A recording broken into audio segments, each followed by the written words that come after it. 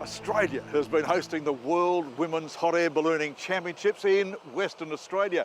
And the winner, an Aussie girl, Nicola Scaife. We're about to learn her remarkable story and go flying with her in this episode of Travelodge. G'day, welcome. I'm Greg Granger. Also in this episode, koalas, breakfast with the koalas. The Hunter Valley, meet a remarkable winemaker. And sharks. Let's go swimming with them. It's sunrise over the tiny outback town of Northam in Western Australia, and already the skies are filling with 30 hot air balloons. The day before, balloonists in the World Women's Hot Air Ballooning Championships were welcomed in grand style, each competing country driven around Northam's main street in vintage cars. We've got competitors from Lithuania, Latvia, Germany, the Netherlands, Japan, the UK, Brazil and the United States and Austria. That's Donna Tasker, a commercial balloon pilot who'll be following the competitors. During those flights will be made up of tasks that are set by the event director, and there could be up to 4 or 5 tasks that the balloonists have to do during that particular flight. Right until the very end, you may not know who the actual winner's going to be. Australia is well represented in this event with 5 Aussie ladies, with one of the competitors having already won 2 of these international contests before. So we've got Nicola Scaife here, and she's twice a winner of the Women's Ballooning Championships in the world. She's also flown here several times, so she knows the valley and she knows Northam quite well. Some of the other girls that are here at the moment have also flown here before, so they're definitely up there. They're used to our conditions that we fly in Australia, which can be quite challenging. We generally get a nice calm inversion on the surface, and then we can get a little bit of speed up top, and they're probably more used to using those conditions maybe than some of the other competitors, I would say. Points are awarded according to how close participants drop a marker to a giant X on the ground. So the typical tasks will be a physical target that's laid out on the ground, which is about a 10-metre strip of fabric in a big cross, and they have to fly as close as they possibly can in their balloon, manoeuvring it up and down using different winds, throwing out a little marker, which is a weighted sandbag with a streamer on it, and the one that gets the closest to that target, and they will get right on top of it, within millimetres, they'll be scoring to get the points for that. Balloon after balloon sweeps close to the target. Amongst them, balloon number 2, carrying Nicola Scaife. Over a week of competition, Nicola scores the most points, making her the World Women's Hot Air Ballooning Champion, the 3rd time she's won that accolade.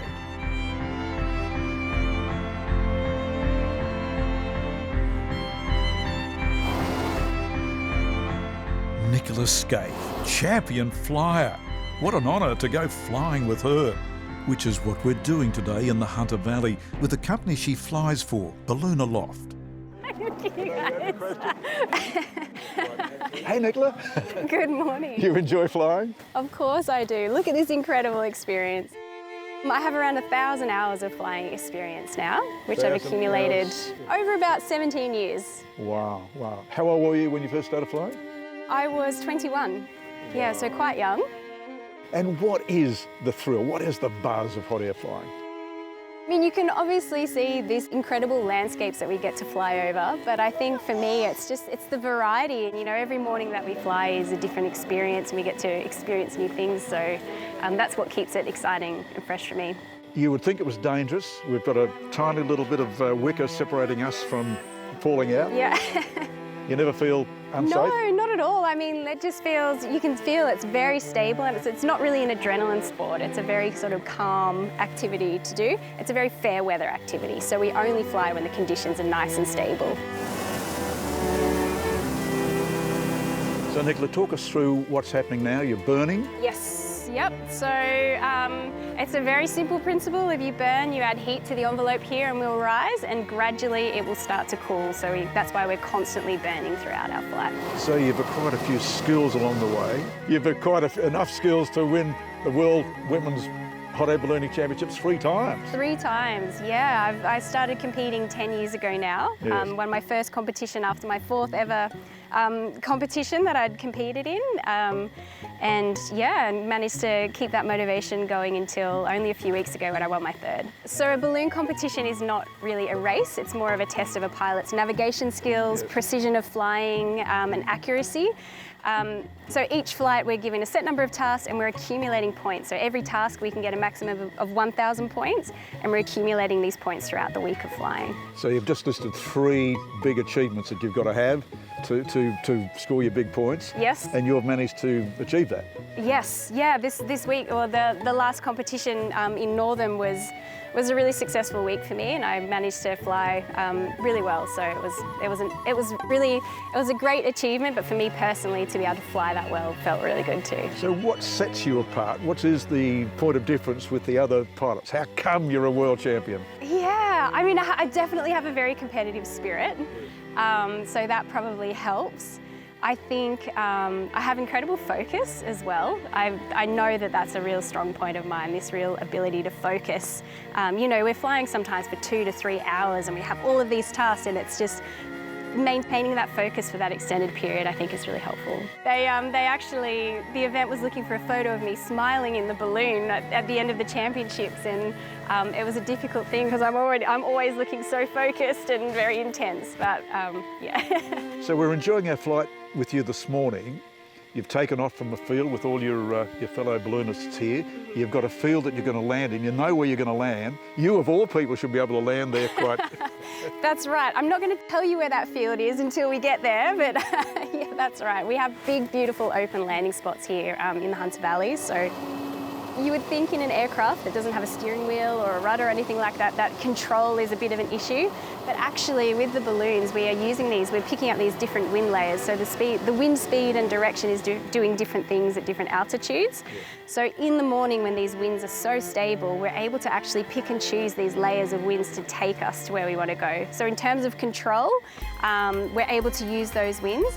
And then vertically, so up and down, it's really, we're able to come from 1,000 feet all the way down to the treetops and pull it up right on the leaves. I love being able to share it with people, and I think that's what keeps it exciting for me too. So what sort of a flight are we having today? Oh, we have an incredible flight this morning. So we have this sort of northwesterly wind flow coming that we've just been using, nice and down low. And then as we climb up, you can see these other balloons above here. They've climbed up and we're picking up sort of more of a southerly flow. So we're going to sort of zigzag ourselves down the valley this morning, right across the valley. Wow, well, fantastic. Well, thanks for the flight. Enjoying our time with you. It's an absolute pleasure. Thanks for coming along.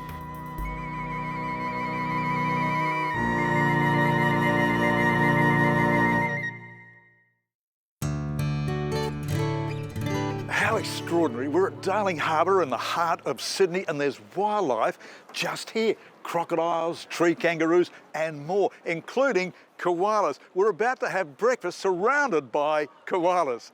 Let's go. We're at the Wildlife Sydney Zoo on tour with guide Morgan Reid.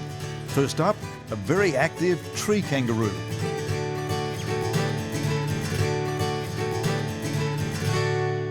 So tree kangaroos, there are a couple of species that are native to Australia. This particular species though, which is the Goodfellows tree kangaroo, they're native to Papua New Guinea.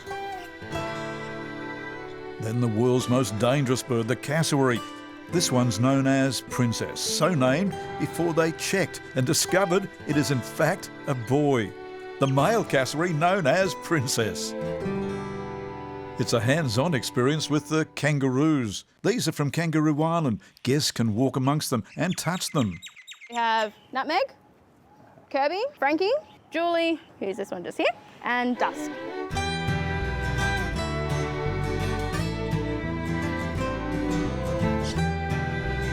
And then there's the crocodiles. Guests can come face to face with them thanks to the safety glass. So this is Koala.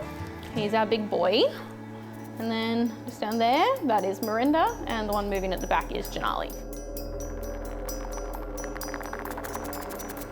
Finally, today's star, the iconic, the ever so cute koala. They're on the go today as Morgan and I experience. Morgan, who have we got? So this is Parker. He is our newest koala. He Yeah. is about 11 months old now.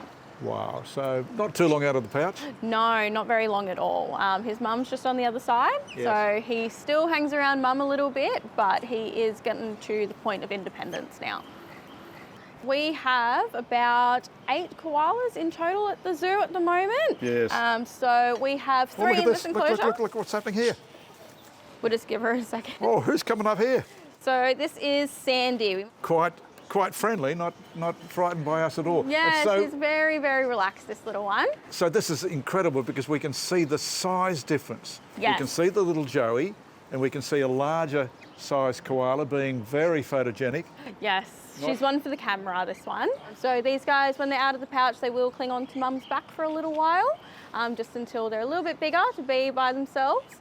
But Parker, being a bit of a mama's boy, he will still try and get on mum's back, even though he's a bit big. Having breakfast surrounded by koalas is a very special experience, and that's what we're enjoying today. Ben Page and his wife Pamela Mastorovich are enjoying this special experience with their 3 kids. What do you reckon? Oh, it was so good seeing all of the fluffy animals, all of our native species. It was so interesting. Once I got up close, I got really excited and it made me think about their fluffy ears and all about them. The koala breakfast, don't get me started on the food. It is like amazing and I'm so excited to be here. Breakfast with the koalas, a tremendous experience.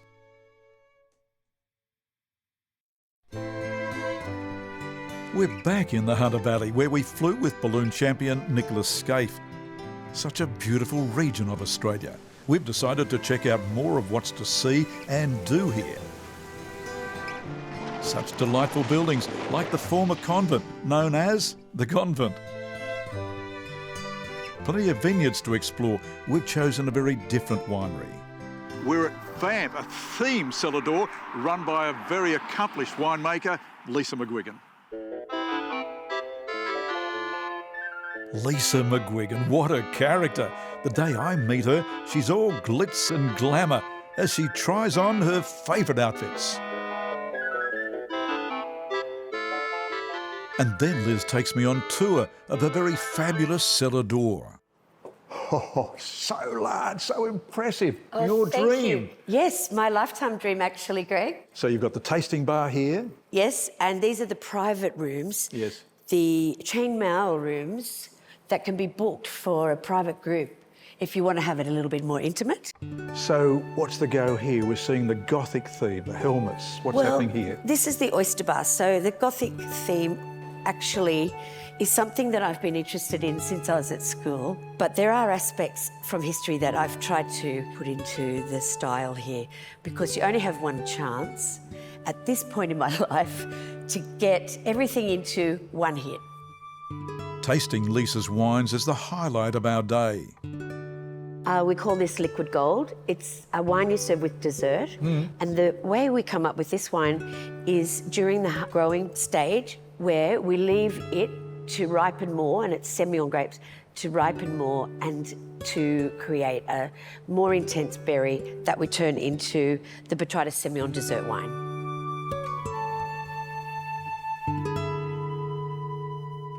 Lisa McGuigan's unique cellar door experience attracts visitors from all over Australia.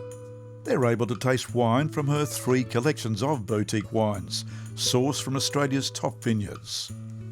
So what have we got, Lisa? This is my collection of handmade items that I've been involved with. I'm not just a winemaker, sweetie. These rings, you've designed those? Yes, of course I don't make them, but I come up with the concept and I find the best person for that job. These are my favourite sayings, and one of them is, wine is fashion. There's also private functions where wine lovers can hire her entire venue. Lisa, you also have medieval lights. Yes, I started doing those 12 months ago once I got the cellar door into the right position. And having dinner parties is something that I love. And people dress up. Yes, they do, in the medieval outfits. How fabulous. And then there's Lisa's favourite chair, made from 4 of her leather jackets. And she's kept a zipped-up pocket to store her lipstick. While I am looking after my clients, I go around the whole place as much as I can because I found out that people like to meet the winemaker. Of course. And I didn't really put that flattery upon myself. So the until winemaker needs to be wearing lipstick. after going through the whole place with every chair, I do need to refresh. One final word from Lisa McGuigan. My goal was, when people walk through this door, for them to react with a word that you cannot get people to say unless they really feel it, and that is, wow.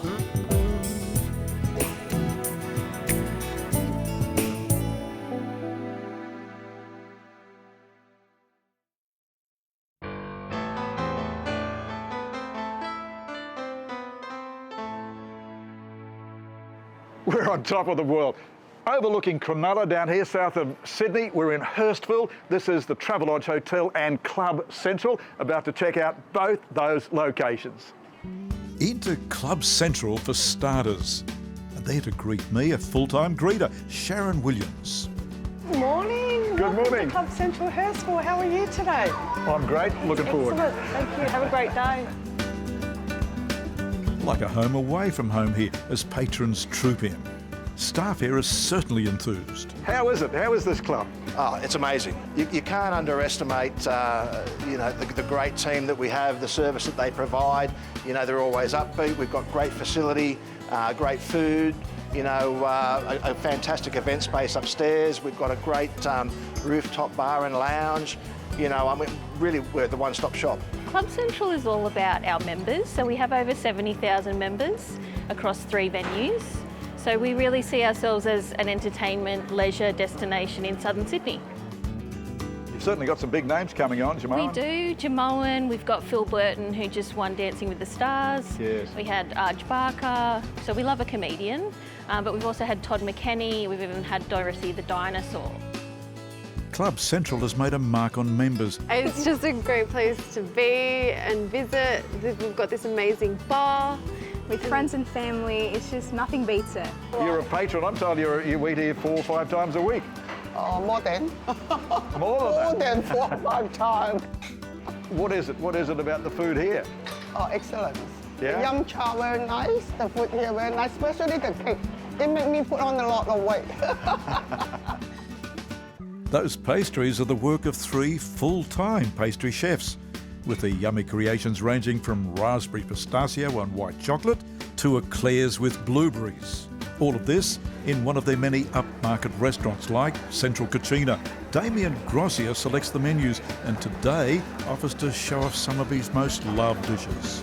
We're quite proud of what we do here with our fresh food and everything made in-house. So I've selected essentially the biggest sellers here at Club Central.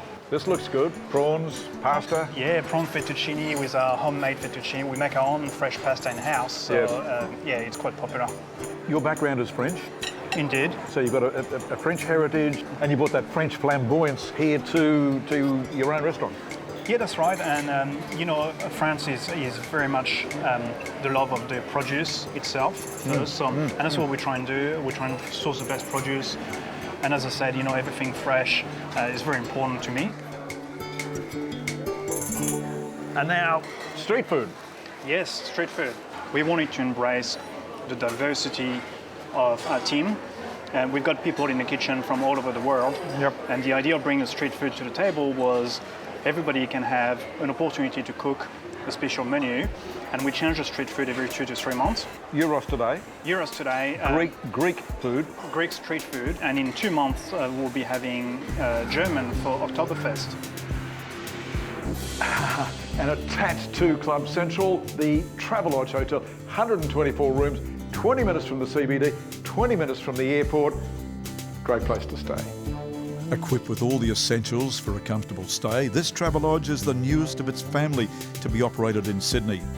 And those 124 rooms are just a quick lift ride away from the high-up eatery known as the Above 8 Rooftop Bar and Lounge, scene of exquisite food and drink preparation. Club Central. Come celebrate.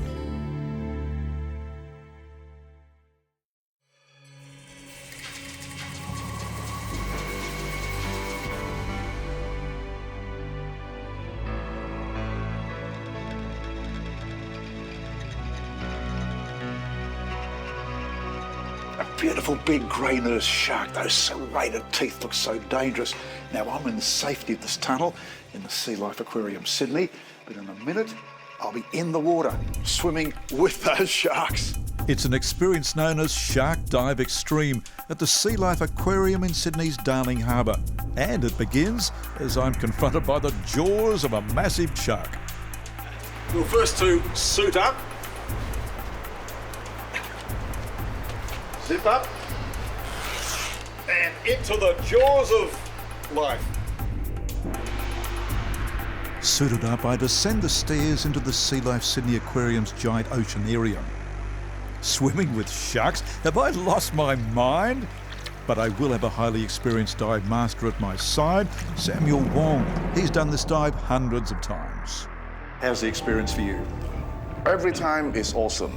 Never at any time there is any sad moment that I come out after the dive. So you do this is your job? It is my passion. Your passion? Not a job, it's my passion. Why? Well, because it is such a wonderful time with the shark. This is a display populated with fish of all kinds and sizes. How's that giant stingray gliding effortlessly, seemingly unconcerned by all the sharks that surround him? First shark I encounter is a wobbegong. He's laying comfortably on the sandy bottom of the oceanarium. A friendly hello from me as I get ever so close. But then watch what happens. His friend, a Port Jackson shark, seems to have taken a liking to me because thereafter he swims ever so close to me over and over again. Then it's time for the larger grey nurse sharks. Sea Life Sydney is home to 5 of these critically endangered sharks, gliding slowly towards me. And look at those teeth. They look menacing. Damn it, Sam, is it safe? Obviously, because they are in a protected environment and they have got used to us, and it's always safe. And we are there to look after it. They have already know the environment, and we are in there almost all the time, and we also feed them. They know the norms. It's fantastic. They're always safe. Reassuring words, thanks, Sam. And amazingly, I don't feel at all in danger. These sharks are habituated to life in this oceanarium, and attacking swimmers is not on their agenda. So, can I touch them? Aquarium with this environment, actually, even out in the ocean, it's always to let them interact with us. We do not interact with them, meaning we do not touch them. So you're saying we stay nice and still and calm? Exactly. The sharks do their thing? Exactly. Absolutely correct. For the best part of an hour, I enjoy this encounter. Sharks, sharks, and more sharks. What an experience. Well, they promise an experience, and the experience was much better than anything you can imagine. The sharks were coming this close. This close. So exhilarating. It really was. It really was something very special.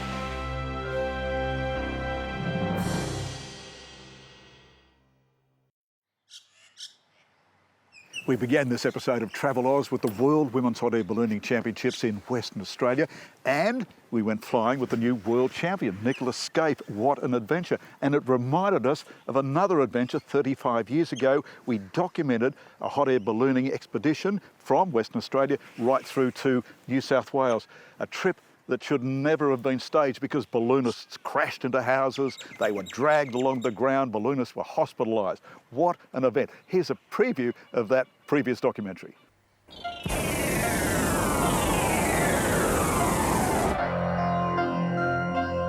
Just in case you thought a film about ballooning was so much hot air, you're in for a very rude shock. Are you right? Yep. Damon, pull the line in. Pull it in, pull it in, pull it in, pull it in. Someone give me a hand, please. Pull on it. Because this is the story of a balloon race that went very wrong.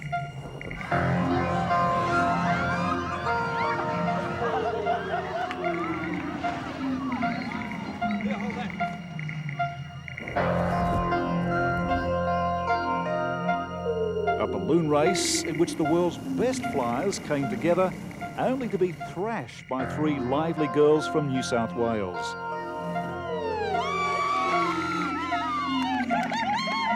We follow their antics and meet the crazy characters of the outback as we dash from one side of Australia to the other. Good day, mate. Good day, mate. No. Good day, mate. Good day, mate. Good day, mate.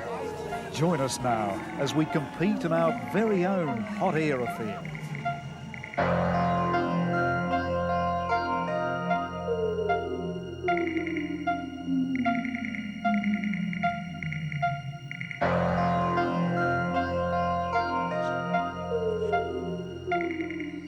Such a great adventure. We're going to run highlights of that documentary in a future episode of Travelodge. In the meantime, I'm Greg Granger.